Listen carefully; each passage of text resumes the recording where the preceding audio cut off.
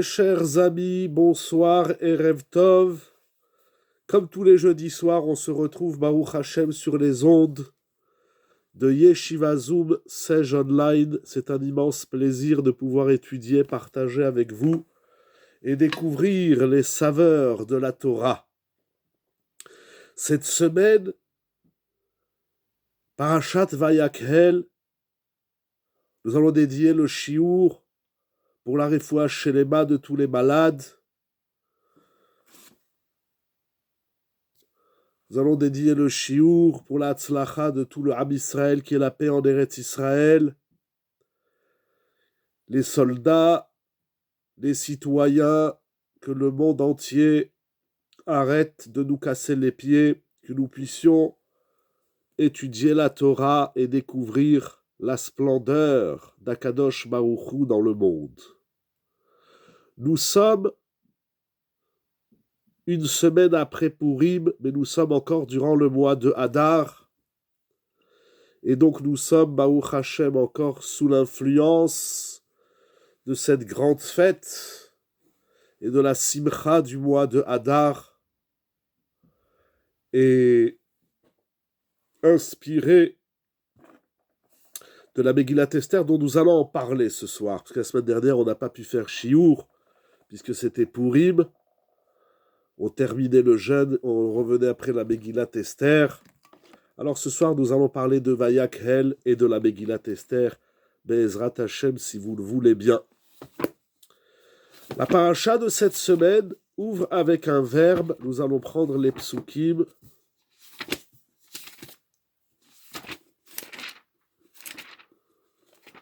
La Torah nous dit au début de la paracha, Vayakhel Moshe et kol adat bene Israël. Et Moshe Rabbeinu a rassemblé toute la communauté,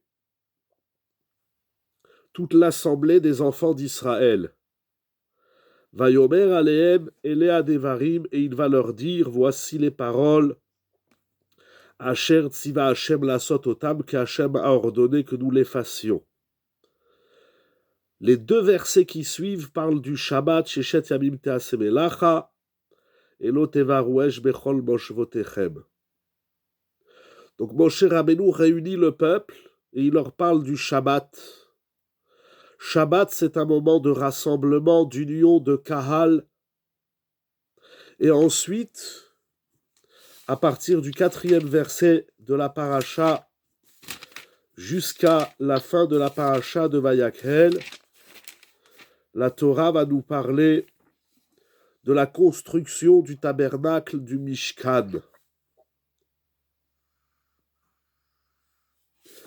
Nous nous tenons, il dit Rashi Vayakhel Moshe le Machorat Yom Kippourim Kesheyarad Minahar.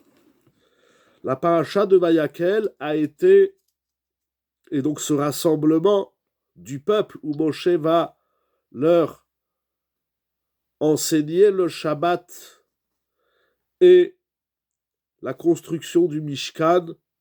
Il nous dit Rashi, nous sommes le lendemain de Kippour, c'est donc le 11 Tishrei.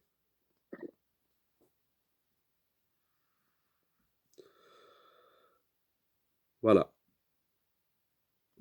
Et c'est donc le jour où Moshe est redescendu de la montagne du Har Sinaï avec les secondes tables, avec les deuxièmes louchot.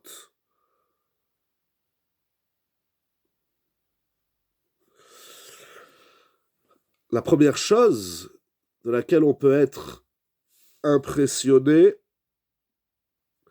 c'est que le lendemain de Kippour, le 11 Tishrei, après que Moshe Rabbeinu il a reçu les deuxièmes tables, la première chose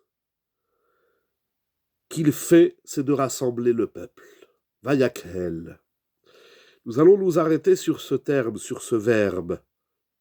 Kahal, comme on dit aujourd'hui, le Kahal. Kahal HaKadosh, la Sainte Assemblée. La première chose que fait Moshe Rabbeinu lorsqu'il descend du Har Sinaï, c'est d'unir, de rassembler le peuple. Ce qui est très intéressant, c'est qu'il était dit dans la paracha de Shemot, de Yitro, excusez-moi, Au moment où les enfants d'Israël vont recevoir la Torah, c'est pas la référence du Passouk. Ah oui, voilà, il est dit au chapitre 19, verset 2, Vayichan Sham Israël neged Ahar. Lorsque les enfants d'Israël y sont arrivés au pied du mont Sinaï, ils campèrent dans le désert et Israël se posa en face de la montagne. Rashi, donc dans Shemot 19, 2, il dit pourquoi Vaïchan, il est écrit au singulier. Israël campa, se posa. Keish echad belev echad. Ils étaient tels un seul homme, Keish echad belev echad, avec un seul cœur. Donc, c'est-à-dire que nous sommes ici à la fin des deuxièmes tables, et nous voyons que Matan Torah, donc on va dire le don de la Torah s'étale dans les parachiotes depuis la paracha de Yitro et jusqu'au début de parachat Vayakhel. Le don de la Torah ouvre par la Ardout du Am Israël, l'union du peuple d'Israël. Et là, nous sommes donc le lendemain des deuxièmes tables, où on nous parle de Kahal. Vayakhel Moshe. Moshe Rabbeinu, il descend du Har Sinaï et il veut s'assurer que les enfants d'Israël, ils sont encore unis, ils sont encore... Et s'ils ne le sont pas, il va s'évertuer de créer un kahal, une kehila. On dit aujourd'hui une kehila, une communauté. Donc, le Matan Torah ouvre avec l'union du peuple Keish Echad Belev Echad, et on est donc Sivan, Tammuz, Av, Elul, on est le 11 Tishi, donc à peu près 5 mois. Les enfants d'Israël ont entretenu cette ardoute, cette union, pour pouvoir recevoir la Torah. Et une fois que la Torah est donnée, Moshe Rabbeinu veut s'assurer que cette ardoute du peuple, cette union du peuple, ce kahal, reste uni. C'est la première chose qu'il fait lorsqu'il descend de la montagne. Il est vrai que Rashi, toujours dans Yitro 19.2, il nous dit que la notion de Ardout du peuple d'Israël ne sera pas monnaie courante, puisque nous allons rencontrer dans l'histoire, comme on le voit par la suite dans le livre de Bamidbar notamment, où toutes les étapes du Am Israël sont malheureusement épicées de contestations et de machloquettes et de divisions. Donc ça veut dire que la notion de la hardout, qui était fondamentale pour recevoir la Torah, donc depuis le début de l'ouverture de Matan Torah dans Parashat Yitro jusqu'à la fermeture de Matan Torah, et Moshe Rabbeinu, il veut continuer, il va s'efforcer, puisque c'est la première chose qu'il fait lorsqu'il descend de la montagne, c'est de s'assurer que le peuple est rassemblé. Mais malheureusement, dans l'histoire du Am Israël, la hardout, l'union, se fait rare. Et déjà dans la Torah, alors la plus grande discorde, nous la connaissons, c'est celle de Korach, mais il y en a eu malheureusement d'autres. Et de même durant l'histoire des Nevi'im, des prophètes, des rois déjà, des Melachim, il y a eu beaucoup de machloquettes, beaucoup de discordes, beaucoup de divisions dans notre peuple, malheureusement, et jusqu'à ce que la sinat chinam, la haine, la rancœur du Am Israël nous a coûté la destruction du deuxième temple, du deuxième Beth Amikdash. Pardon, si on peut couper les micros, sinon ça me fait des fritures. Toda Rabba. Sauf si c'est bien sûr pour poser des questions ou pour le limoud. Donc, Moshe Rabbeinu, alors que le peuple est... Allô, allô, si on peut couper les micros, s'il vous plaît. Donc, le Am Israël, il ouvre Matan Torah, Keish Echad Belev Echad, et le lendemain de Matan Torah, donc le 11 Tishri, Moshe Rabbeinu va yakhel Moshe et Ha'am. Et il y a quelque chose d'intéressant que fait remarquer Rabbi David Abuchatzera Shalita. Nous allons voir, il ramène 3 psukim dans la Torah. Il note ces 3 psukim. Nous allons voir dans Devarim. Il va ramener donc 3 psukim dans Devarim, où nous allons retrouver la notion de Kahal. Et nous allons voir combien cette notion est chère aux yeux de Moshe Rabbeinu et dans son exercice de guide du Am Israël, du peuple d'Israël. Moshe Rabbeinu, il va tout faire pour unir le peuple.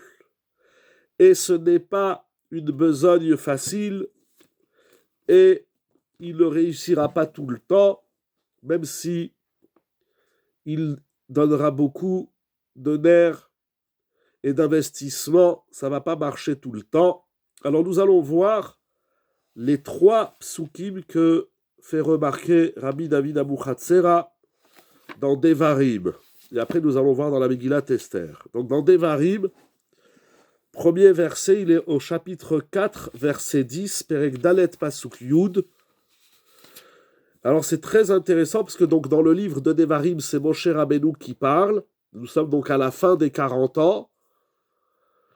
Et il va leur rappeler le don de la Torah. On est donc dans Parashat Vaetranad. C'est là où il leur parle beaucoup de Matan Torah. Il leur rappelle tout le Matan Torah, tout le don de la Torah qui avait eu donc 40 ans auparavant. Et il leur dit la chose suivante. On va lire le verset 9 et 10. Donc on est dans Devarim, chapitre 4, versets 9 et 10. Rak ishamer lecha, garde-toi. Ushmor nafshecha meod, pen tishkach et adevarim. On doit faire attention de ne pas oublier Asher ra'u enecha, ce que tes yeux ont vu. Ce qu'on a vu, il ne faut pas l'oublier. C'est intéressant parce que la vue, en général, ce qu'on voit, s'imprime dans le cerveau, dans la mémoire, et ça ne s'échappe pas aussi facilement de la mémoire. Mais malgré tout, Moshe Rabbeinu, il met en garde le peuple d'Israël, il leur dit surtout n'oubliez pas ce que vous avez vu, ou pen yasu milevavecha kol yemechayecha, et notez pas de votre cœur toute votre vie, et de même veodaatam levanecha velivnevanecha. Et tu feras savoir à tes enfants et à tes petits-enfants. Ça veut dire Moshe Rabbeinu, il parle au peuple d'Israël à la fin des 40 ans, et il leur dit surtout n'oubliez pas ce que vous avez vu, et transmettez à vos enfants et à vos petits-enfants ce que vous avez vu. De quoi s'agit-il? Yom asher amadta lifne Hashem Elokecha bechorev, le jour où tu t'es tenu devant Hashem au mont Chorev, be'emor Hashem elai, lorsque Hashem m'a dit, akhel li et ha'am, rassemble le peuple, ve'ashmi'em et devarai, afin que je leur fasse entendre mes paroles, afin qu'ils apprennent de me craindre, eux et leurs enfants, ils leur transmettront. Et d'ailleurs, d'après certains Rishonim, notamment le Ramban Nachmanide, c'est une mitzvah de se rappeler de Matan Torah, du don de la Torah, tous les jours. Donc Moshe Rabbeinu, il leur dit, n'oubliez pas et transmettez à vos enfants, donc aux générations futures, le jour du don de la Torah. Et nous voyons que ce jour, il l'appelle le jour où Dieu m'a dit de rassembler le peuple. Akhel li et ha'am. Donc, alors que dans notre paracha, le verbe kahal vayakhel est dit le lendemain de Matan Torah, pour Moshe Rabbeinu, le concept de kahal, il a commencé déjà avant Matan Torah. C'est vrai, nous l'avons vu dans Yitro, mais là-bas c'est dit différemment Keish Echad Belev Echad. C'est Hachem m'a dit, rassemble le peuple pour que je leur transmette la Torah. Ça, c'est le premier passouk. Le deuxième verset, qui est aussi dans Devarim au chapitre 5, verset 19, toujours dans Vaet Hanan. Donc, parce qu'après, il va rappeler les Aseret Adiberot, les 10 paroles. Et après les 10 paroles, il leur dit « Et à Devarim aele ». Donc, chapitre 5, verset 19 dans Devarim, ces paroles-là, Hachem les a parlées, Diber Hachem, El Kol Kehalchem, à toute votre communauté, Bahar, lorsque nous étions à la montagne, Mitoch Haesh, etc.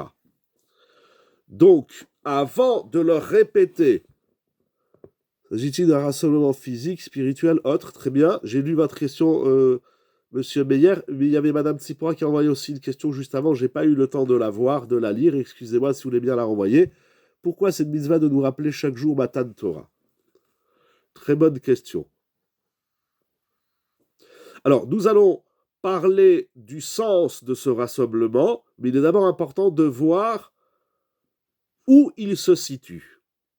Pourquoi cette mitzvah de nous rappeler de Matan Torah? Tout simplement parce qu'on risque de l'oublier. J'ai envie de dire. Bon, comme c'est pas trop le sujet, mais le don de la Torah, ce n'est pas qu'autrefois. Le don de la Torah d'un jour, c'est le don de la Torah de tous les jours. Il y a plein de textes dans Pirkei Avot, dans Masechet Kiddushin, où les Chachamim nous parlent de Matan Torah. Matan Torah, est-ce que l'antisémitisme nous le rappelle? Nous allons voir. Matan Torah, ce n'est pas que le contenu que nous avons reçu, donc la Torah, mais c'est également tout le contexte. Et le concept Kahal, Vayakhel, Beyom Hakel, Hakel li et Ta'am, nous allons voir une troisième fois dans Devarim, ce que j'appelle le contexte, ce n'était pas qu'un folklore ou un fait, bon, on est là, ça fait partie, ça va s'inscrire dans le don même de la Torah. Et il faut se rappeler non seulement du don de la Torah, mais également donc du contenu, du fond, mais également de la forme. On n'a pas seulement reçu la Torah au Har Sinaï, il y a aussi une façon dont nous avons reçu la Torah. Et peut-être, pour rebondir sur la remarque de M. Meyer, l'antisémitisme, vous dites qu'il nous rappelle. L'antisémitisme, il nous rappelle qu'on est juif. Je ne sais pas si l'antisémitisme, ça nous rappelle qu'on a reçu la Torah, peut-être. Mais c'est toujours un Bedi Avad, ça veut dire a posteriori. A priori, on doit se rappeler les choses tout seul. On doit se rappeler, c'est une mitzvah, je vous dis d'après le Ramban, c'est une mitzvah tassée des Oraïta, de se rappeler de Matan Torah tous les jours. Alors plutôt que ce soit les goïms, les antisémites, en tout cas, comme vous dites, qui nous rappellent que nous sommes juifs, que nous avons reçu la Torah, faisons-le par nous-mêmes, parce que nous allons voir que le concept de Kahal, il est une condition sine qua non et fondamentale à la réception de la Torah. L'Achdout dans le Am Israël, l'union, ce n'est pas que une notion de société afin que nous nous entendions tous les uns et les autres et qu'on se donne la main et qu'on chante Hava Nagila Hava, pourquoi pas, c'est une belle chanson, mais le concept de Achdout, de Echad, de Kahal, il tourne autour du don de la Torah. Ça veut dire que l'Achdout, nous allons le voir, on va le développer, Bezrat Hashem, l'Achdout, l'union du Am Israël, c'est une condition sine qua non au don de la Torah et donc à la réception de la Torah. Et donc ça veut dire que l'Achdout, ce n'est pas une finalité en soi. L'Achdout, c'est le moyen qui va nous permettre de recevoir la Torah. Et donc, comme vont dire les Mefarshim, beaucoup de Mefarshim, le Al-Shir, le Meshech Chochma, beaucoup encore, s'il n'y a pas de Achdout, on ne peut pas pratiquer la Torah, parce qu'il y a des mitzvot pour les hommes, il y a des mitzvot pour les femmes, il y a des mitzvot pour les Lévi'im, il y a des mitzvot pour les Kohanim, il y a des mitzvot qu'on fait en Chutz Laaretz, il y a des commandements qu'on peut faire seulement en Eretz Israël. Donc ce n'est que dans la Achdout du Am Israël que nous pouvons recevoir et pratiquer la Torah. La hardout, c'est pas une finalité, c'est pas qu'on se réunit tous ensemble pour boire un pot, pourquoi pas, la malo. Mais c'est un moyen qui va nous important et une condition sine qua non à Kabbalat Torah, au don de la Torah. Nous allons voir en fonction du temps, parce que c'est un immense sujet, que l'union, la hardout dans le Ham Israël, ce n'est pas lié qu'à la Torah, c'est toutes les mitzvot, mais nous allons voir. Nous allons avancer petit à petit, mais Ezrat Hashem. Donc ça, c'est le deuxième verset. Donc lorsque Moshe Rabbeinu dans Vaetranan va rappeler le don de la Torah aux enfants d'Israël au terme des 40 années du désert, avant de leur répéter les Aseret Adiberot, les 10 paroles, il va leur dire « Souvenez-vous du jour où Hachem m'a demandé de vous rassembler pour vous donner la Torah. » Ensuite, il répète les Aseret Adiberot et il dit « Voilà, ce sont les paroles que Hachem m'a transmises lorsque il a transmise El Kol Kehalchem à votre Kahal. » Et la troisième fois où Moshe Rabbeinu il parle de Kahal, c'est toujours dans Devarim, au chapitre 9, verset 10, où il leur dit la chose. Alors là, c'est encore plus fort. Vaïten Hashem Elai et Shnei Luchot Avanim. Akadosh Baruch Hu m'a donné les 2 tables de pierre, écrites Ketuvim Be'etzba Elokim avec le doigt divin, qui comportaient Ve'aleem Kechol Adevarim Asher Diber Hashem Imachem Ba'ar Mitoch Ha'esh, qui contenaient donc ces 2 pierres, toutes les paroles qu'Hachem vous a transmises dans la montagne, de l'intérieur du feu, Beyom Akahal, le jour du rassemblement. Il dit Rabbi David Abuchatzera Shalita, que Moshe Rabbeinu, comment il appelle le jour de Matan Torah? Il appelle Beyom Akahal. C'est le jour du rassemblement. C'est incroyable. Donc pour Moshe Rabbeinu, le concept Kahal, union donc Ardout, Kahal en tout cas, rassembler le peuple, définit et dessine la structure de Matan Torah. Et donc, ce qui était important pour moi de rappeler, je l'ai découvert à travers la dracha de Rav David Abuchatzera et les Mefarshim que nous allons voir, que Vayakhel, c'est pas... Après, il y a une autre mitzvah qui s'appelle Akhel, où on a besoin de se rassembler avec le roi, mais bon, ça c'est en tout cas, c'est aussi important bien sûr, mais en tout cas, le Vayakhel Moshe et Kol Adad Beni Israël, c'est l'exercice de Moshe Rabbeinu, c'est fondamental pour Moshe Rabbeinu. Il va le répéter donc 3 fois dans Devarim lorsqu'il va rappeler l'histoire aux enfants d'Israël avant de les quitter à la fin des 40 ans. Il va insister. Donc Vayakhel, ce n'est pas que le verbe d'après Matan Torah, c'est le verbe qui a précédé Matan Torah, c'est le verbe de Matan Torah même, et c'est le verbe d'après Matan Torah. C'est ce que nous voyons dans ces psukim. Hachem, il m'a demandé de vous rassembler avant de vous donner la Torah. Il m'a donné la Torah le jour du rassemblement. Et une fois que la Torah est donnée, Moshe Rabbeinu insiste de rassembler ou d'entretenir le rassemblement du Ham Israël. On voit donc l'importance de Vayakhel, de ce verbe lié donc à Matan Torah. Ça, c'est la première partie. Nous allons rebondir sur la Megillat Esther. Voilà, ça, c'est le premier point, premier volet du Shiur. Alors, bien sûr, il faut comprendre 2 choses, au moins. La première, c'est l'importance et la nécessité de l'union du Ham Israël et en quoi est-elle liée à Matan Torah.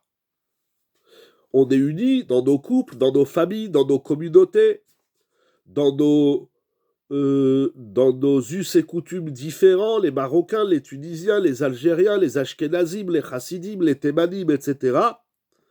Et puis, il est important de vivre en Kahal. C'est quoi l'importance du Kahal? Il faut comprendre également pourquoi c'est si fondamental à Matan Torah. Pourquoi Matan Torah, le don de la Torah, est-il conditionné pour que la Torah nous soit transmise? Il y a une condition sine qua non, c'est que sans Kahal, il n'y a pas de Torah. Sans cette union de tout le peuple d'Israël, alors a fortiori, dans la même communauté, il ne faut pas que les fidèles se disputent entre eux, il ne faut pas que les fidèles soient en dispute avec, bien sûr, les autorités, les rabbinim, etc., le président de la communauté, le trésorier, tout ça. Est-ce que le Kahal implique le retrait de soi?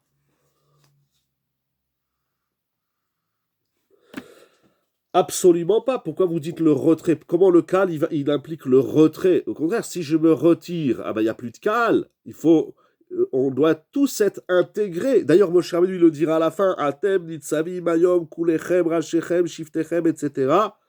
Nashechem, Tapechem, Begerecha, Bichotem Etzecha, Vatshoem Bemecha.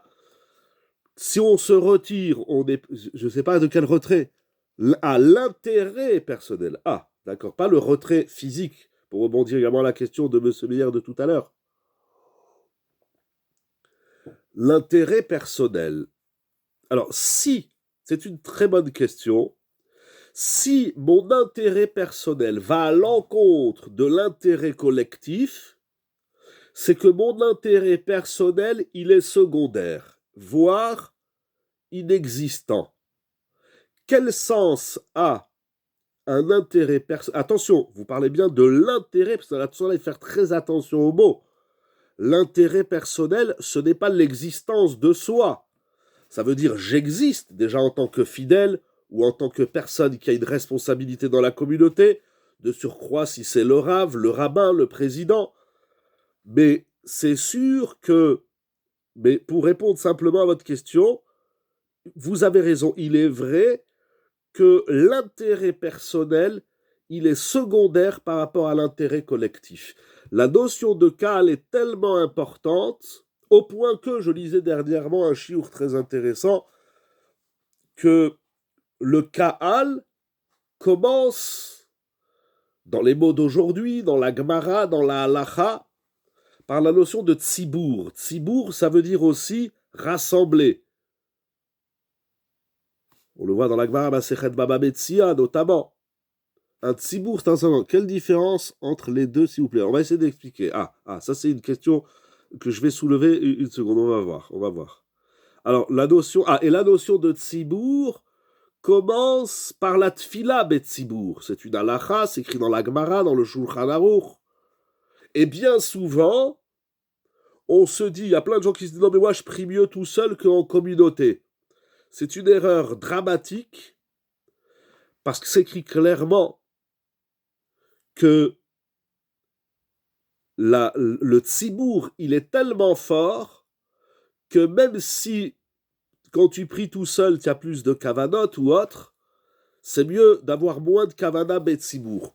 J'aime dire avec un peu d'humour, mais je le pense profondément, c'est que lorsqu'on est en tzibour, il faut tellement travailler ses midot, la patience, le sourire sévère panimiafot,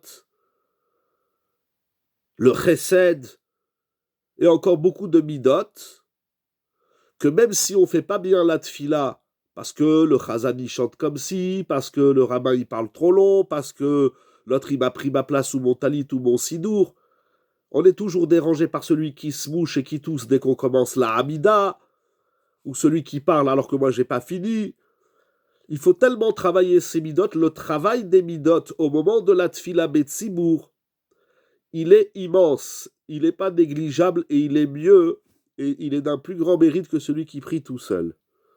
Donc, la notion de tzibour, elle commence par tfila betzibour, après tout ce que le tzibour fait. Il y a plein de textes, la Mishnah dans Pirkei Avot, Kol haporesh midarkei tzibour, etc.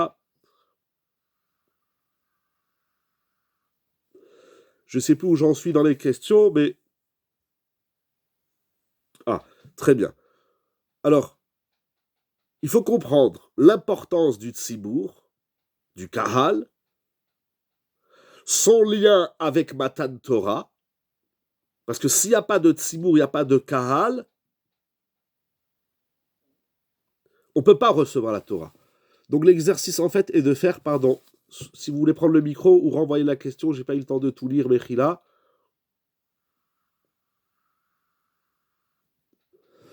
Et de faire de la place à l'altérité pour recevoir la Torah. Voilà, si vous voulez, vous pouvez le dire comme ça, parce qu'en vérité, alors là, je rebondis, quand vous parlez, je rebondis sur Madame Tzipora, c'est que en vérité, c'est quoi l'intérêt personnel? C'est quoi? On m'a pas donné la place que je voulais être à côté de la fenêtre, on m'a bien à côté de la porte.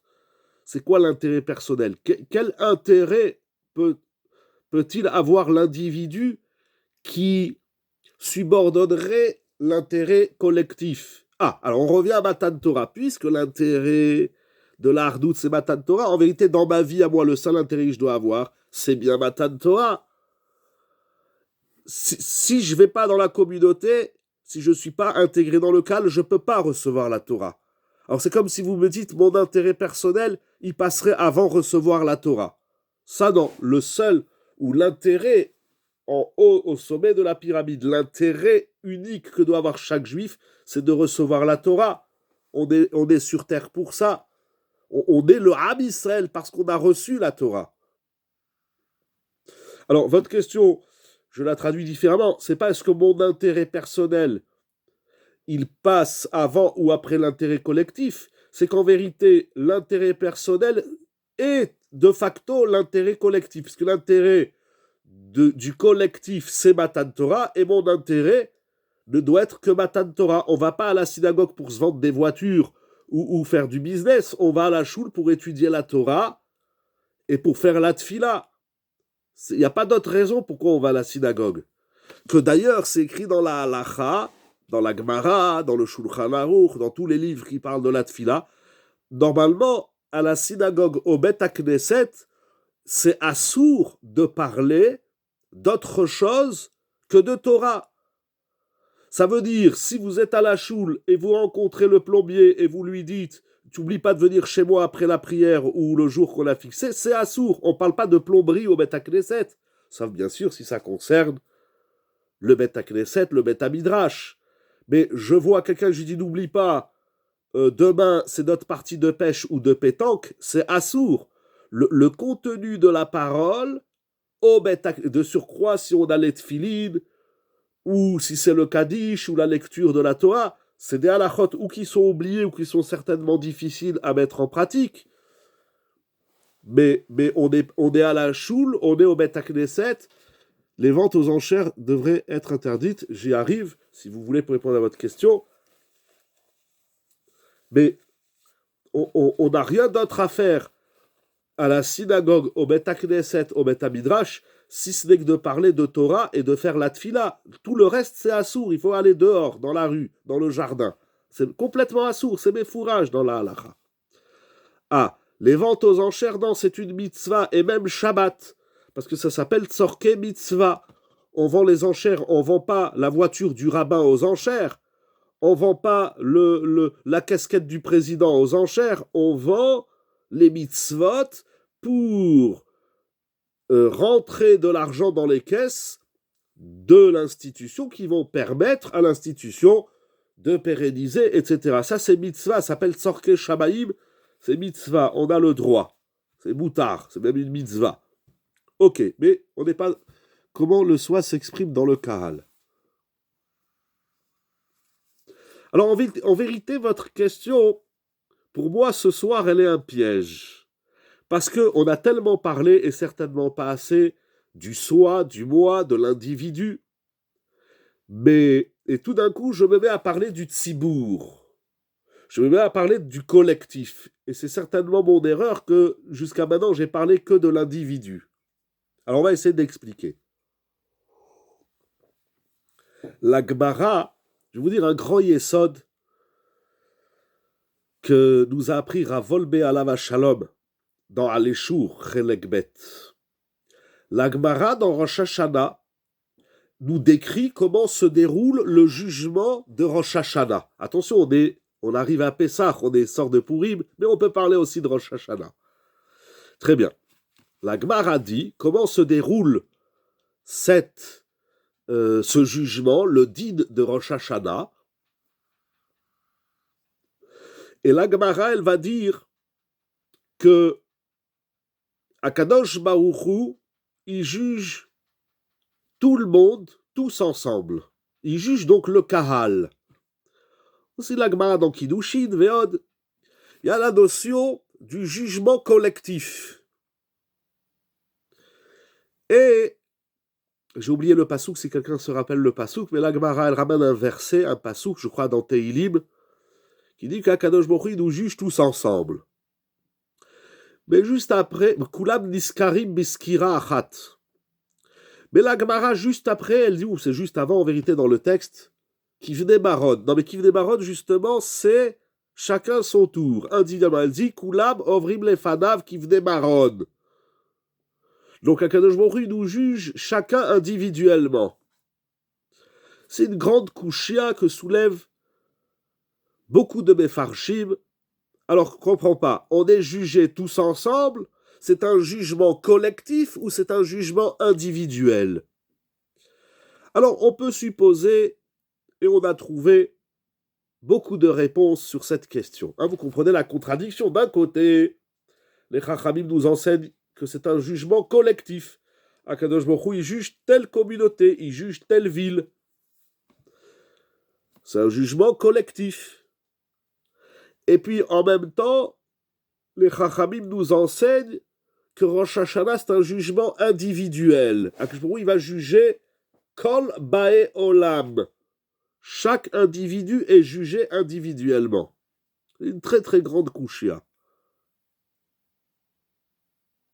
Alors, la réponse que propose Rav Wolbe dans Aleshur Chelek Bet, il dit que le jugement de l'individu, il est automatiquement un jugement collectif. C'est-à-dire, Akadosh Baruch Hu, il juge l'individu pour savoir, pour définir son implication dans le collectif. Parce qu'en vérité, l'individu, il existe, c'est une valeur en soi, intrinsèque à elle-même, mais en vérité, le soi, le moi, il a au moins deux liens avec le collectif. Premièrement, c'est que c'est le collectif qui me permet, d'une façon ou d'une autre, directement ou indirectement, à être ce que je suis.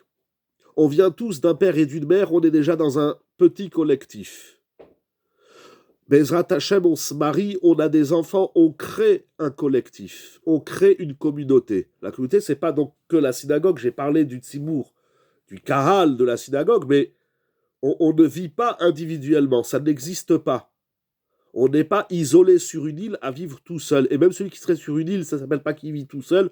Autour de lui, il y a des végétaux, il y a l'océan, il y a des animaux. Personne ne vit tout seul, ça n'existe pas. Celui qui est monté sur la Lune, qu'est-ce qui dépend? Ça n'existe pas, personne ne vit tout seul, ça n'existe pas.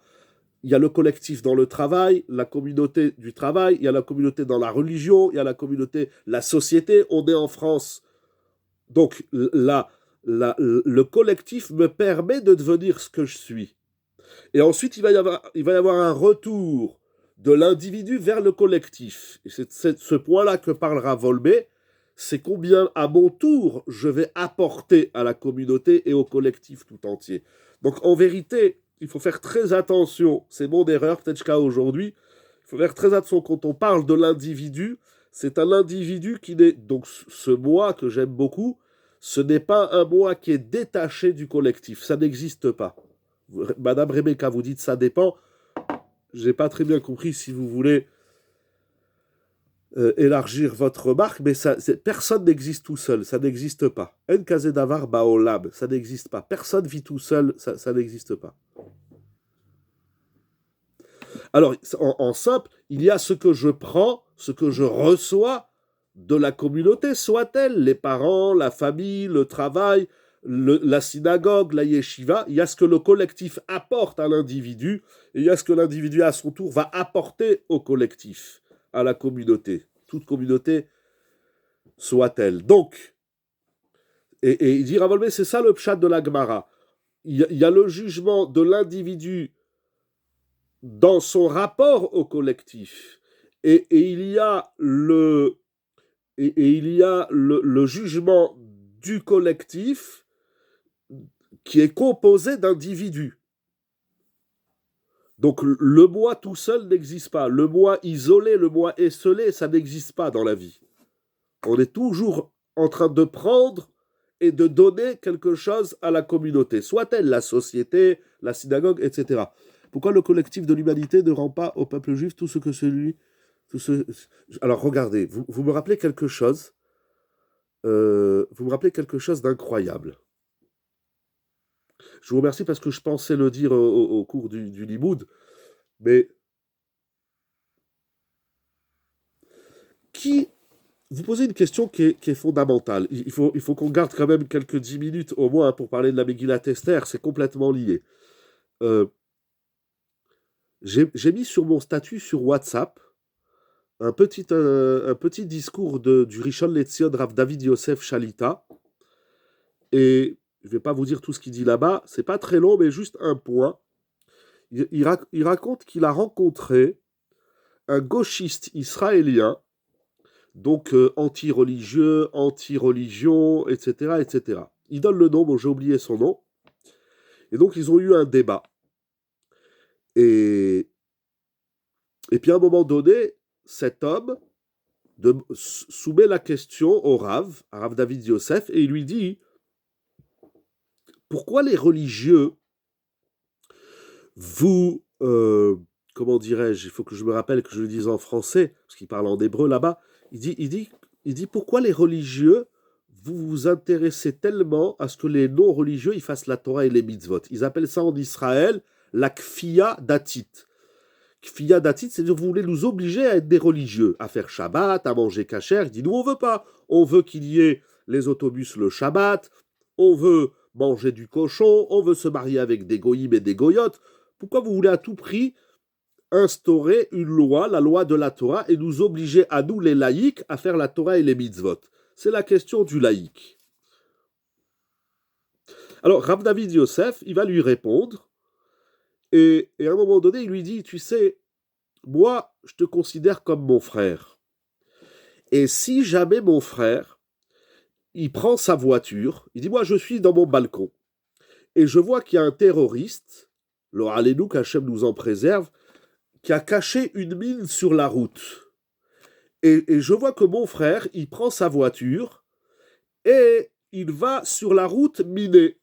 Et donc, ça peut être dangereux. Donc, je descends de chez moi et je dis à mon frère, sors de ta voiture.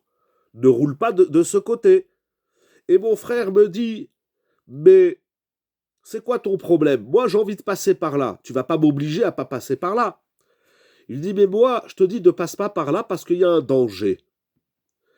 Et il me dit, malgré tout, moi je te crois pas, il y a un danger, il n'y a pas de danger, moi, laisse-moi, je suis un homme libre, tout le monde prend de la liberté, je veux absolument passer par là. Il dit que si tu vois ton frère qui va sur une route minée, tu vas l'empêcher, peut-être même tu vas le frapper, Chasvé Shalom, on n'en est pas là, bien évidemment, mais dans le machal, tu vas pas le laisser prendre une route où il y a des obstacles dangereux. Alors, le laïc répond au Rav, et il lui dit, j'entends, votre machal, c'est vrai. Mais il va lui dire quelque chose que Rav David Yosef lui-même dit, ah, vous pouvez l'écouter sur le... Je crois que c'est encore sur mon WhatsApp, mais vous pouvez l'écouter. Il dit, je vous pose... Oui, je disais que Rav David Yosef lui-même, il m'a mis KO. Il m'a posé une question, il m'a mis KO. Il va faire une remarque au Rav, et il lui dit la chose suivante. Il lui dit, donc vous me considérez comme votre frère. Il dit, tout à fait. Moi, ça me fait de la peine et du mal de voir que tu manges pas kasher, que tu fais pas Shabbat, etc., etc.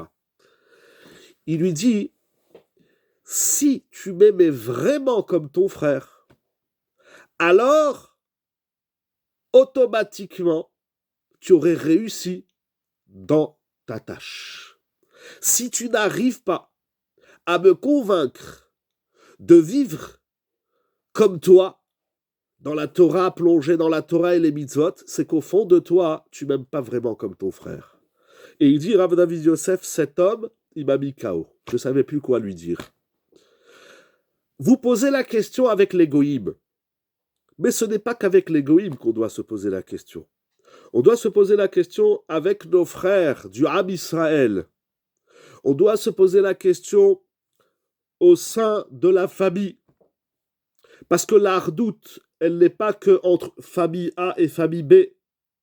Aujourd'hui, je parle avec des rabbanim, des dayanim, ils me disent le nombre de divorces qu'il y a, le nombre de familles qui se déchirent pour les héritages ou autres. Ça veut dire que si l'autre, il m'aime pas, et si l'autre, il me rend pas ce que je lui apporte, c'est parce qu'au fond de moi, je ne suis pas convaincu que je lui apporte quelque chose d'existentiel.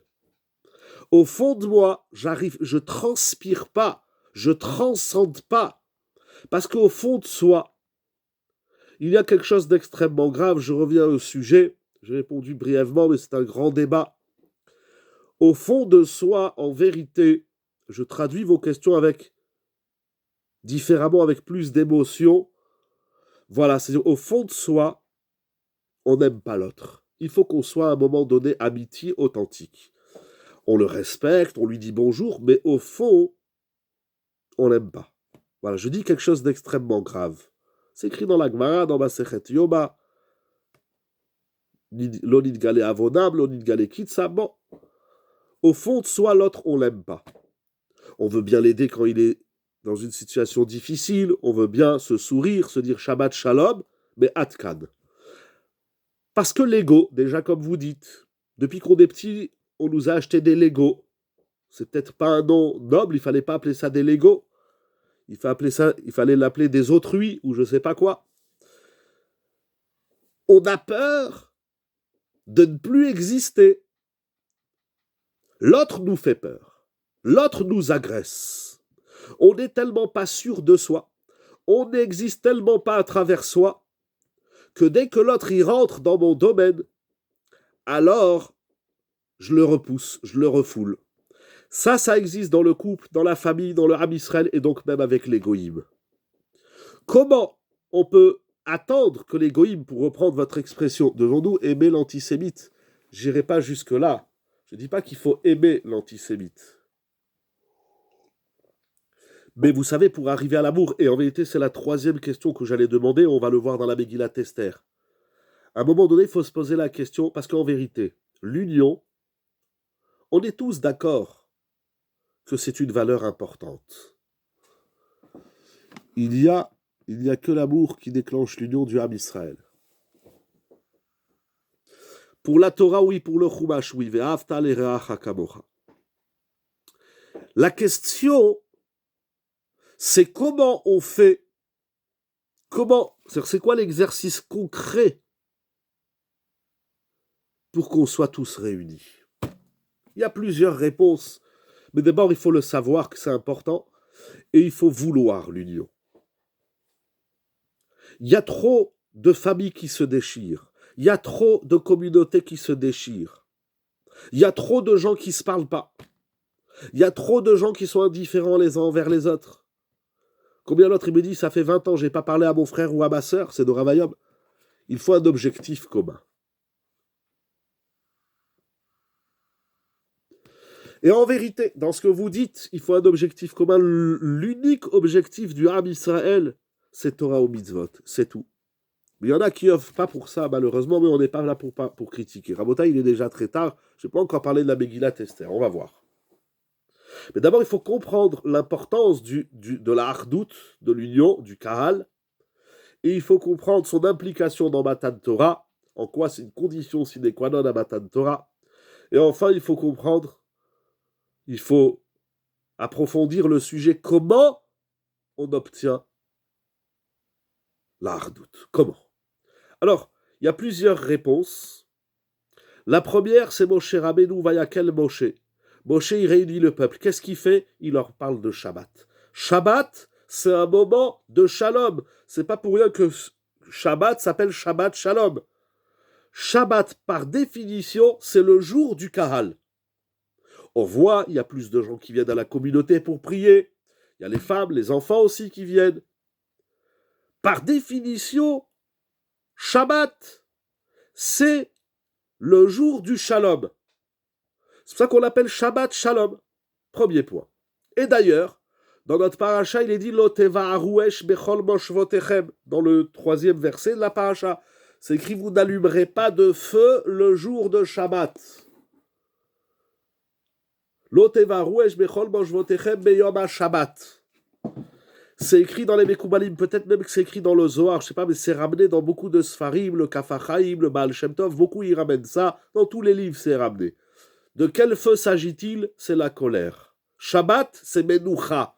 Le jour de Shabbat, on ne se met pas en colère. Donc, il va falloir travailler d'abord les mauvaises midotes, les vices. Shabbat, c'est écrit, on n'allume pas de feu. De quel feu s'agit-il? Le feu de la colère. Shabbat, c'est assourd de se mettre en colère. Et c'est pas facile. Il y a toujours un qui nous énerve, qui renverse du coca sur la table, qui nous asperge de la tchouchouka, qu'il a pris toute la mayonnaise, il a pensé à personne, qu'il a pris toute la challah, il n'a pas pensé aux autres, qu'il a fini la bouteille de coca et qu'il m'en a pas servi, et que le plat il est trop cuit ou pas assez cuit, et que les chalotes elles sont comme si... Il y a tellement de choses qui nous énervent. Shabbat, lo teva arouesh bechol moshvotechem. Vayanach bayom hashevi. Shabbat, c'est menoucha. La menoucha de Shabbat, c'est pas quelle heure on va dormir et la sieste. C'est pas que ça, Shabbat. C'est pas qu'un jour de sieste. C'est un jour de menoucha. Menouchat hanefesh. Vayinafash. Shabbat, c'est le jour du zen. C'est le jour du calme. C'est le jour où le feu ne doit pas être allumé. C'est le feu de la colère. Premier point. Deuxième point, et Rabota, il faut qu'on passe à la Megillat Esther. Deuxième point, c'est la tfila. Il faut prier. On finit nos Hamidot, on sait Shalom Imromav.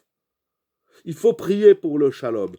Il dit, Rabbi Yonatan Eibeshitz dans son Sefer Yaharot Vash, Sim Shalom, la dernière bracha de la Hamida, Sim Shalom. Sim, c'est pas la carte SIM qu'on met dans le téléphone. Sim Shalom. Notre carte SIM, elle s'appelle Shalom. Tova, Ubracha, Chaim, Chesed, etc.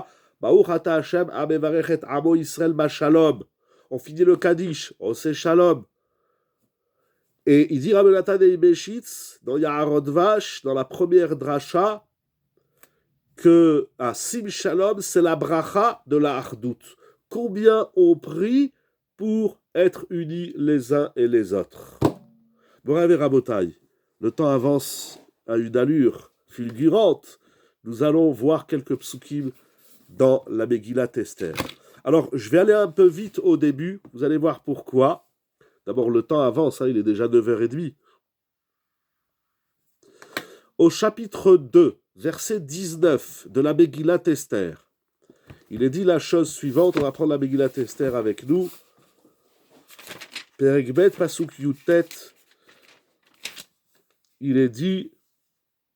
Donc, après que Achashverosh, pardon, j'ai pas vu, je viens de voir, mais une fois qu'elle est partie, si vous voulez renvoyer, je n'ai pas vu qui c'est qui a envoyé une question. On a tout le temps. Chazak, merci cher ami, Todaraba. Merci. Alors, il est dit dans la Megillat Esther, au chapitre 2, donc après que Achashverosh, il ait exécuté Vashti, la reine, il lui a fait un échec à la reine, alors il va chercher une épouse. Et il est dit,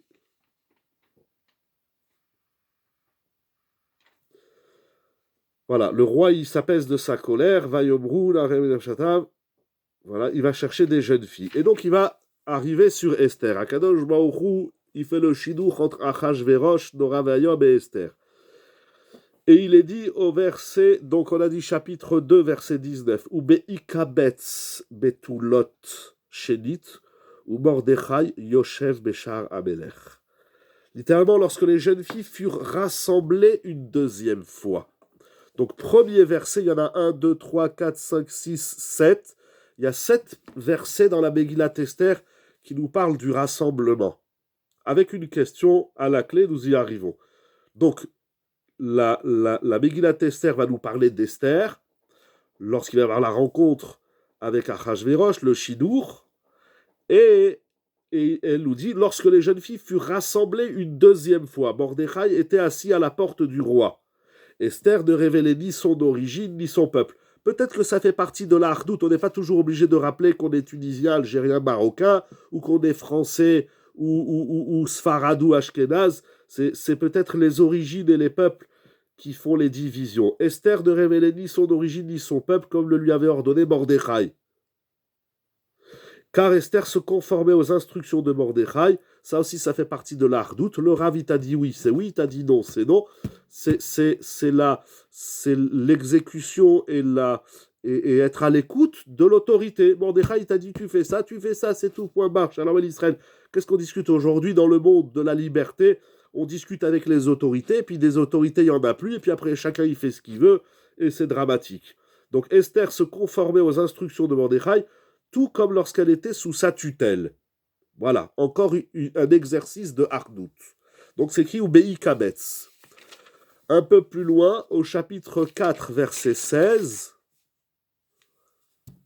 Alors, il va y avoir entre-temps le décret de Haman, et donc, en très simple et très superficiel, il va y avoir une discussion entre Esther et Mordechai. Qu'est-ce qu'on fait pour annuler le décret de Haman, des antisémites, comme vous dites? Et qu'est-ce qu'elle lui dit Esther? Va Tomer Esther. Esther dit de répondre à Mordechai. L'er kenos et kol ha-Yehudim. Va, rassemble tous les juifs qui se trouvent à Shushan. Et je n'ai à mon intention. Donc la première chose qu'il faut faire pour contrer l'antisémitisme, en tout cas ici celui de Haman, c'est de rassembler le peuple. Et nous allons revenir sur cette notion. L'er kenos et kol ha-Yehudim. Ensuite, il va y avoir toute l'histoire, toute la guerre. Et là, on va au chapitre 8, verset 11. Il est dit... Donc, on est après le combat. Il est dit « Asher natam namelech ha-Yehudim ». On va le lire directement en français. Le roi autorisait les Juifs dans chaque ville à se rassembler. Comment c'est écrit en hébreu? Les ikahel, le verbe de notre paracha, les ikahel. Et de même au chapitre 9, verset 2, comment il est dit? Nikhalu ha-Yehudim be'arehem. Les Juifs se rassemblèrent dans leur ville. Et de même au chapitre 9, verset 15, et au chapitre 9, verset 16, vous allez voir, à chaque fois, c'est écrit le verbe kahal. Alors, il y a une question, mais je ne vais pas en parler, il est déjà très tard. Qu'est-ce qu'on va sortir de la Megillat Esther? La question, c'est qu'il y a trois verbes. Il y a be'ikabetz, betulot shenit, il y a l'air kenos ha-Yehudim, et il y a le verbe kahal. Donc, il y a trois verbes dans la Megillat Esther qui expriment le rassemblement du Ham Israël. Mais je ne sais pas la nuance. Tout à l'heure, vous avez posé la question, M. Meyer. Je ne sais pas la nuance. Je n'ai pas eu le temps de chercher entre ces verbes de les ikabetz, kenos et kahal. Je ne sais pas. Mais en tout cas, c'est répété de façon incessante dans la Megillat Esther le rassemblement du Ham Israël. Et jusqu'où ça va? Et le plus fort, nous le verrons à la fin. Alors d'abord, nous allons lire ici un commentaire d'un rabbin qui s'appelait Rabbi Yonatan Steif, qui, à l'origine, il vient, j'ai oublié s'il vient de l'Ukraine ou de la Hongrie, j'ai oublié, mais après, pendant la guerre, il s'est retrouvé aux États-Unis, il avait une grande yeshiva, un grand kahal, une très grande communauté, le Maharish Taif, il a écrit beaucoup de Sfarim, dans la Halacha, dans le Chumash, et il a écrit un commentaire sur la Megillat Esther. Regardez qu'est-ce qu'il dit sur la Megillat Esther, chapitre 9, verset 2. Donc, il est dit là-bas, donc Nikhalu ha-Yehudim. Nous voyons dans la Megillat Esther l'importance de la réunion du peuple. La Hardout, il écrit Hima'alat Israël. Ça fait partie des qualités, des niveaux du Ham Israël. C'est un niveau. C'est pas évident de vivre en collectif, de vivre en kahal. C'est la ma'ala du Ham Israël. Il va ramener plein de psukim. Et par le mérite, donc il va ramener Rashi dans Yitro, par le mérite de la Hardout, on a reçu chez Az Zahou le Kabel Torah Kdosha. Lorsque le Ham Israël il est uni, il peut recevoir la Torah, il peut recevoir la Sainte Torah, il peut recevoir la Shrina, il peut recevoir la Bracha. Il a donc une connexion avec Akadosh Baruch Hu. Et regardez ce qu'il écrit, quelque chose d'incroyable. Vechen katav lahem Mordechai la Yehudim. Et ainsi Mordechai il a dit au Ham Israël, Sheye Anes Bizchut Ha'achdut. Le miracle, il s'est produit par le mérite de l'union. Ce n'est pas que l'union est une condition, c'est que l'union, l'Achdout, elle nous permet d'acquérir des srouyot, des mérites tels qui vont opérer l'Achdout, elle opère le Nes. Parce que l'Achdout, un peu comme je disais tout à l'heure, l'Achdout, l'union, exige de tels efforts de midot, de messirut nefesh, de se taire, d'être mévater, d'être indulgent, de patience, de sourire, de chesed, de don de soi, et encore combien de midot se trouvent dans la hardoute, que à travers la hardoute on acquiert un niveau, une ma'ala, et ça nous donne un mérite de voir que le miracle se produit. Quand on est dans la hardoute, on voit des nissim. C'est ça que c'est incroyable. Sheye Anes Bizchut Ha'ardout. Ça fait des miracles. Il va ramener plein de preuves. Je n'ai pas le temps de lire avec vous tout son discours, mais c'est extraordinaire. Je prends quelques phrases. Et il dit, c'est ça, Nikhalu HaYehudim. Ou Bekoach Ze Zachu Lades. Incroyable. Et il dit quelque chose de très fort, parce que lorsqu'on vit dans la hardoute du Ham Israël, c'est quoi l'origine de la hardoute d'Israël? Est-ce que la hardoute est les Baalamina Teva? Si je ne l'ai pas dit clairement, c'est ça que je voulais dire. La hardoute, c'est au-dessus des lois de la nature. Parce que naturellement, l'homme, il vit seul. Pourquoi Nikhalu? Par le concours de Mordechai. C'est Mordechai et Esther qui vont les inciter à se rassembler et à créer cette union. S'il n'y a pas d'union, il n'y a pas de Nes. Parce que oui, c'est les Baalamina Teva. Parce que l'union demande des efforts qui sont surnaturels. Et et pourquoi c'est si important d'être dans la hardoute? Il écrit quelque chose d'incroyable. Parce que la mida, la vertu de la hardoute, elle vient d'Akadosh Baruch Hu, parce qu'Akadosh Baruch Hu, il est Echad. Veratzon Akadosh Baruch Hu, Shiavou le hardoute, qui allié des Yakiru, Behardout Abore Baruch Hu. Tu ne peux pas saisir l'enjeu de l'unicité de Dieu si le Ham Israël n'y vit pas unique. Am Echad, on n'est pas un peuple, on est un peuple uni. C'est ça qu'on dit le Shabbat après-midi. Am Echad, on est un peuple. Non, on n'est pas un peuple. Aujourd'hui, on a l'impression qu'il y a 1000 peuples chez les Juifs. On est un peuple du Echad. On est le peuple qui reflète. L'union fait la force. Mais moi, j'ai dit plutôt la force, c'est l'union. Ba, Shechad, Yachad. Voilà. Voilà. Le Yachad, il vient du Echad. C'est pas l'union qui fait la force. Enfin, oui. Mais c'est la force de l'union. C'est ça qu'il faut comprendre. Et parce qu'il faut aussi de la force pour être unis. Et il continue. Et parce que les enfants d'Israël ils se sont réunis à Purim, Zachou bepurim bechadash le Kabbalat Torah. Puis, comme la Gemara dit dans Masechet Shabbat, puisque à Purim on a reçu la Torah, à nouveau, Beratzon, de plein gré, mais cette Kabbalat Torah de Purim, elle est le produit de la hardoute du Ham Israël. De la même façon que à Shavuot, Matan Torah, les enfants d'Israël, ils étaient be'achdout. Ici aussi, ils étaient unis. Et c'est pour ça qu'il écrit Kimou et Kimlou. Et donc, chaque année à Purim, si vous me remerciez, c'est ça que vous avez écrit? Mais j'ai pas fini. Oui, il est tard, vous devez partir. Hein? Mechila, c'est ça que vous avez écrit? C'est moi qui vous remercie d'être là. Attendez, parce que je ne comprends pas qu'est-ce qui est écrit. Hein? C'est ça que vous avez écrit? C'est moi qui vous remercie. Todaraba. Bechila, parce que des fois j'ai les yeux rivés sur le livre, entre les écrans et le livre. Alors, et il dit donc chaque année à Pourim, nous devons nous renforcer dans la hardout et l'amour du shalom. Alors il va ramener plein de textes et il ramène, et il dit, et c'est la raison pour laquelle on se fait des cadeaux des Mishloach Manot, d'après le Rashba Rabbeinu, Shlomo ben Aderet, Migdolé Arishonim.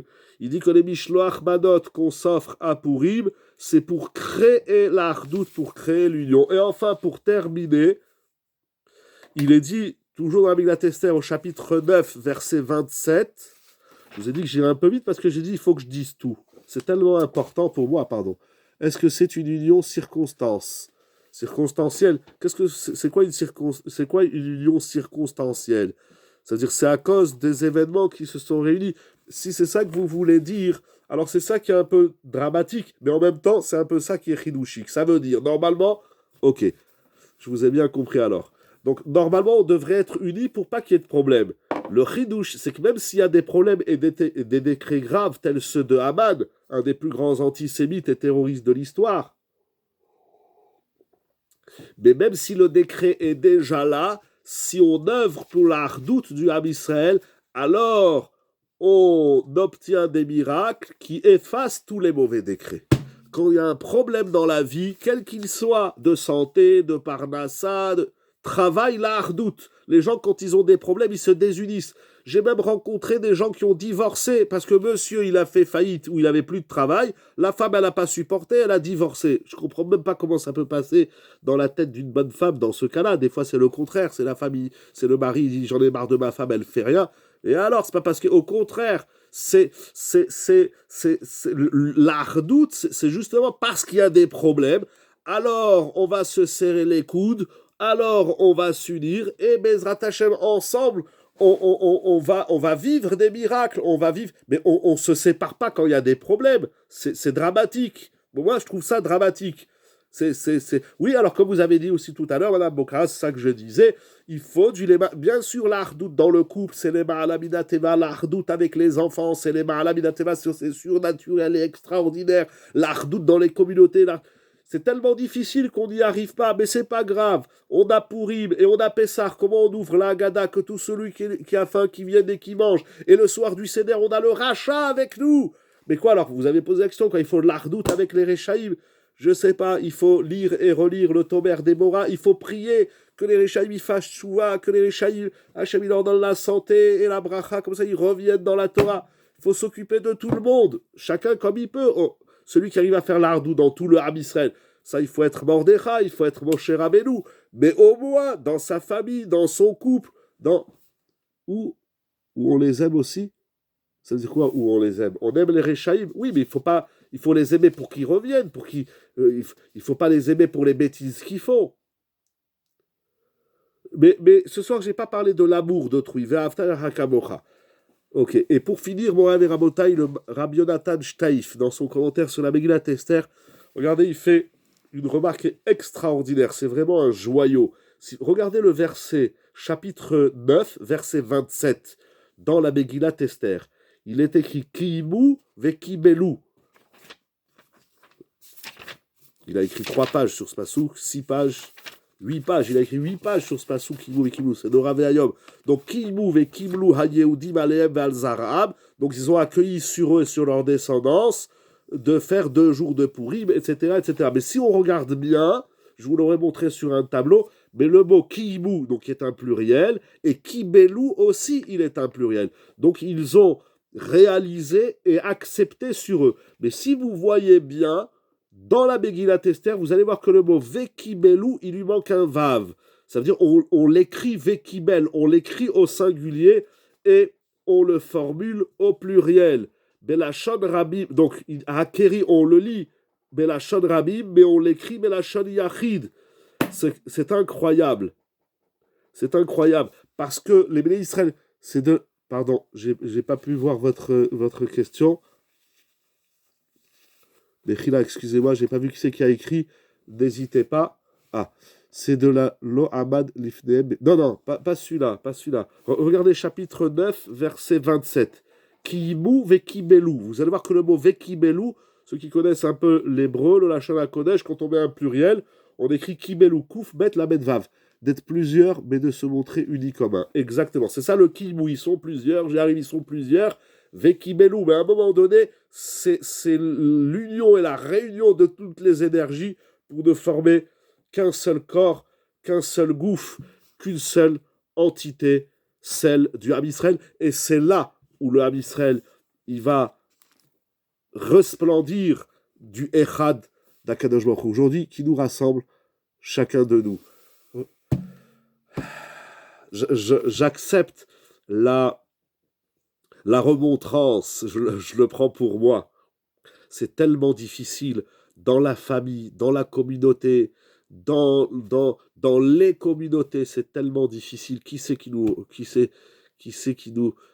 alors comment on dit, qui s'aime s'assemble, ou qui s'assemble s'aime, je sais pas, c'est nous, il faut qu'on le fasse, il faut qu'on fasse plus d'activités, plus de prières, plus de Shabbat, plus de midot, Bezrat Hashem. Alors, il est vrai que la finalité, alors d'abord le chidouche, c'est que même s'il y a déjà des décrets à l'encontre du Ham Israël, si on vit dans la réunion, ça, oui, je sais bien, non, j'ai dit, je le prends, non merci, je sais que c'est pas une remontrance, mais c'est pas grave, vous avez le droit, non, c'est moi qui ai traduit comme ça, je sais que c'est pas une remontrance, mais c'est très difficile, vous savez, moi, je gère avec mon père Isacher Letov, que je crois qu'il lui donne une longue vie, une bonne santé à mon père, à ma mère, à tout le Ham Israël, mais c'est pas facile, je vous assure, c'est pas facile, c'est pas évident d'écouter chacun et de créer l'ardoute dans une yeshiva, dans un lieu de Torah, de tfila. C'est très très très loin d'être évident. Baruch Hashem, bien sûr, Rav Mergui, il arrive beaucoup plus que moi, bien évidemment, mais il faut des tfilotes, il faut se faire des cadeaux, des mishloach manot. Il faut pas attendre peut-être Pourim pour se faire des mishloach manot. Il faut créer. Mais déjà, chacun, si on n'arrive pas à le faire au niveau collectif de tout le Ham Israël, mais déjà, dans sa famille ou dans la communauté, au lieu de se disputer, vous sortez 2 minutes, vous laissez votre livre de prière, et vous revenez à quelqu'un qui l'a pris, au lieu de lui dire, tu sais, c'est le mien. Vous savez ce que vous allez lui dire? Tu sais, le livre que tu as pris, c'était le mien, mais ça me fait plaisir de te l'offrir. Ça me fait plaisir que tu aies pris mon livre. Ou l'autre, il a pris ta place, tu sais, normalement, ici, c'est ma place, j'ai même payé pour que ça soit ma place, mais ça me fait plaisir de t'offrir ma place. Voilà, plutôt que de toujours s'énerver, et l'autre, il m'a pris ma place, et l'autre, il parle, et l'autre, il m'a dit, quel Gedarim ont mis les Chachamim sur ce sujet. Il y a beaucoup de Gedarim. Il y a une Mishnah dans Masechet Gittin. Il y a tout Pirkei. Il faut étudier tout. La réponse de ce soir, c'est Pirkei Avot. Il faut étudier Pirkei Avot avec les commentaires dans toute leur profondeur et mettre en pratique Bezrat Hashem. Il faut aussi beaucoup de tfila, que Akadosh Baruch Hu, il réponde à toutes les tfilotes du Ham Israël. Sim Shalom Tova. Et s'il y a le Shalom, alors Tova ubracha, chaim, chen, vachesed, tzedaka, verachamim, beracham et shalom pour nous et pour tout Israël. Merci beaucoup, Toda Rabba, pour vos remarques, vos brachot, vos souhaits. Donc le shalom, il déclenche, ça efface les décrets. Oui, c'est ça qui est écrit. Mais c'est ça qui est écrit. C'est ça qui dit le Maharal Taif, ça efface les décrets. Quand on est Béardout, ça efface les xérot. Vous avez commencé à dire, même s'il y a des décrets, oui, très bien, même s'il y a des décrets mauvais à l'encontre du Ham Israël, si on vit tous réunis, si on s'évertue de travailler le shalom et la hardout dans le clan Israël, alors on est zor et on monte de niveau de Ma'ala et on mérite des miracles. Il y a des miracles qu'on perd si on est en division. Tu veux régler des problèmes de santé, de parnassa, des enfants, l'antisémitisme, alors oui, vous avez raison, l'union fait la force, mais je préfère le dire dans l'autre sens, la force de l'union, c'est de faire des miracles, c'est que nous puissions vivre des miracles. Ça veut dire que qu'est-ce qui déclenche toutes ces cascades de brachot que nous souhaitons, que nous prions? C'est quoi l'interrupteur pour avoir toutes les cascades de brachot? C'est le shalom. Il faut qu'on comprenne qu'on monte de niveau. Voilà. Alors qu'on a l'impression de se... Et Chazak, merci beaucoup, Madame Bokara. Avec le shalom, on ne descend pas, on laisse notre ego, mais c'est là où on monte, Bema'ala. Al-Tifrosh Minat Sibour est donc plus fondamental que sur la Tfila. Exactement, Al-Tifrosh Minat Sibour, c'est ça qui donne toute la force de la Tfila, toute la force de la Torah. Alors ce soir, tous ensemble, nous allons chanter Venu Shalom Alechem, voilà. Ose Shalom Bimromav Kakadosh Baruch Hu, nous puissions avec le Shalom appuyer sur l'interrupteur qui va déclencher les cascades de brachot pour nous, pour tout Israël, la simcha dans le Ham Israël, pour la gloire et la splendeur d'Akadosh Baruch Hu. Merci beaucoup aux organisateurs, organisatrices, Toda Rabba, Jonathan, Madame Okar, merci beaucoup. Le problème chez nous, on regarde beaucoup le niveau social. Ouh là là, là on est reparti sur 1 heure. Comment on va faire, chère Madame Rebecca, comment on va faire? Alors ce soir, il n'y a pas de problème. On va tous, au lieu de regarder les problèmes, on va essayer de voir qu'est-ce qu'on peut faire malgré les problèmes. Il faut passer au-dessus, c'est ça la ma'ala. On monte de niveau lorsqu'on sait vivre unis avec les autres. Bezrat Hashem, Yeshiva Zoom. C'est John Line. Merci beaucoup. Shabbat Shalom, les Chaim Tovim Shalom, que la bracha, la dernière bracha de la Hamida, se réalise tout de suite et maintenant chez tout le monde, chez tout un chacun. Et je transmets, merci beaucoup, et pour tout le Ham Israël, dans l'individu et dans la collectivité. Shabbat Shalom Mevorach, excusez-moi l'heure tardive, mais c'est un sujet tellement important qui me tient à cœur parce que j'y arrive pas. C'est dur de vivre Be'ardout, mais nous allons y arriver. Be'ezrat Hashem, finissons avec la bracha. Sim Shalom Tova Uvracha, qu'on n'entende que des bonnes nouvelles de la Simcha. Ladou, Ulchol Israël Amen, Refoua Shelema, Besorot Tovod Yeshuot, Nissim Veniflot, Banim Ule Banim Oskim Batorah Bamitzvot. Shabbat Shalom ou Mevorach, avec le sourire. Le sourire crée l'union, croyez-moi. Kol Tuv, Shabbat Shalom.